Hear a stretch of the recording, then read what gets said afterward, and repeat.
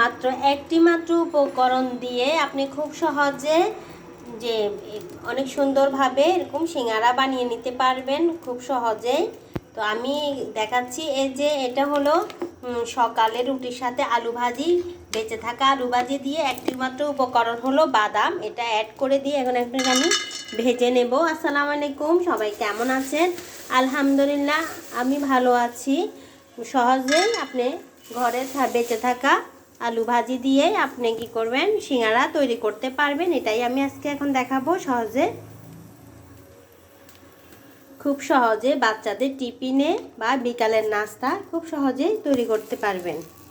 তো দেখেন আমার বাদাম ভাজাটা কিন্তু হয়ে গেছে। আমি অল্প করে দিয়েছি, কারণ হচ্ছে কি আমার এখানে আলু ডোটাও অল্প, আলু ভাজিটাও অল্প, সেই জন্য পরিমাণে আমি অল্প দিয়ে এগুলা মিক্স করে নিচ্ছি।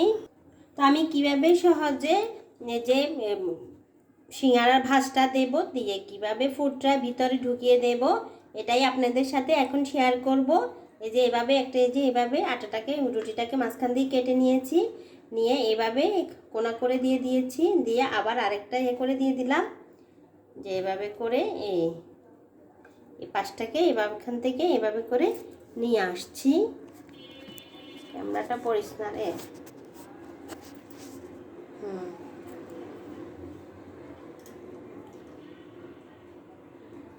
যে এখানে দেখেন একবারে প্যাকেটের মতন করে হয়ে গেছে। এই যে খুব সহজে এখানে আমি এখন আলুর ডোটা দিয়ে দেব, ভাজিটা এখন আমি ঢুকিয়ে দেব।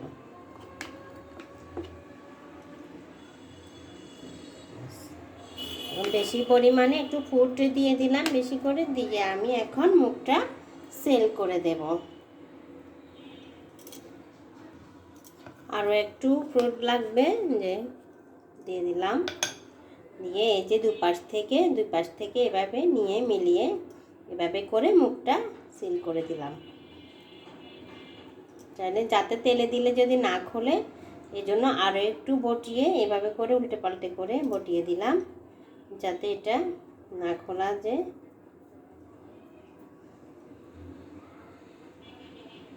দেখেন খুব সহজে 3 কোণার একটা সিঙ্গারা হয়ে গেল, সিঙ্গারা হয়ে গেছে। তো এইভাবে আমি সবগুলো সিঙ্গারা তৈরি করে নেব খুব সহজে।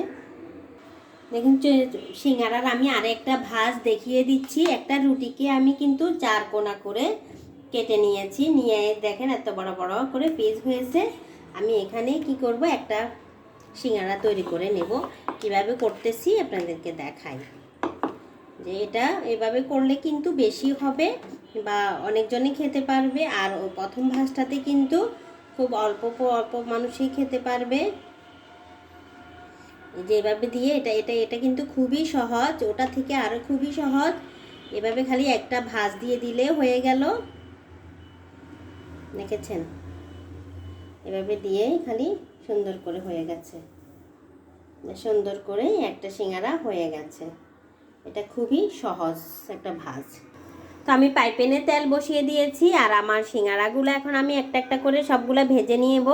তেলটাও গরম হয়ে গেছে। বিসমিল্লাহ রহমান রহিম। সবগুলো আমি একটা একটা করে এখন দিয়ে দেব। আমার সবগুলো রেডি হয়ে গেছে। কিছু ছোট বানিয়েছি, কিছু বড় বানিয়েছি, যাতে সবাই খেতে পারে। তো দিয়ে দিলাম। তখন এক পিঠ যখন হয়ে গেছে, লাল হয়ে গেছে, আমি আরেক পিঠ উল্টে দেব। এভাবে করে আমি আস্তে আস্তে করে সবগুলো উল্টে পাল্টে দিচ্ছি। সবগুলো আমি এখন উল্টে দেব, যাতে এক পিঠটা হয়ে লাল হয়ে গেছে। এখন আরেক পিঠের জন্য আমি উল্টে পাল্টে দিচ্ছি। এখন সবগুলা ভালোভাবে করে নিয়ে নেব।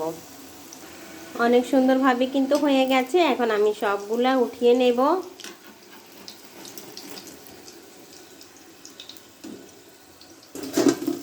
দেখেন অনেক সুন্দরভাবে কিন্তু হয়ে গেছে সবগুলা, একবারে মচমচে মনে হচ্ছে।